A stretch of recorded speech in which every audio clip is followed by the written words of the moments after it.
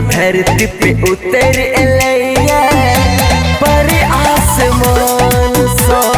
जेना धरती पे उतर एलैया पर आसमान सो।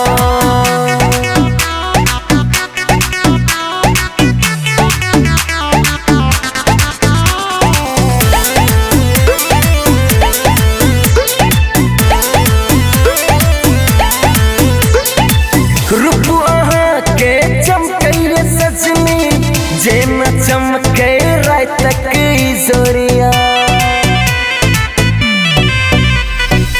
रूप आहा के चमके सजनी जेना चमके रात की जोरिया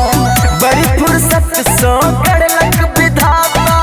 नजर लागे आहा के गोरिया आहा के गोरिया आहा के गोरिया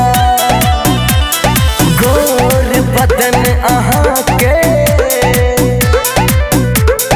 गोर बदन आहा के जना खिलल श्वेत कमलिया जेना धरती पे उतर एलैया पर आसमान सो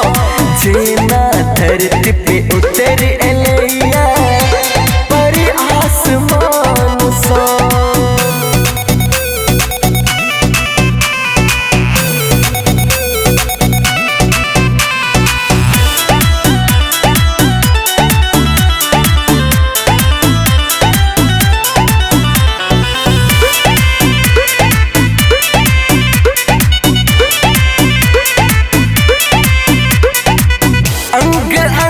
में भरल खुशबू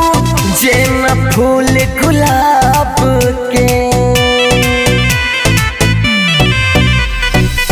अंग अंग में भरल खुशबू जेना फूल गुलाब के देख आहा के तरसत है जे बनेलक आहा के आहा के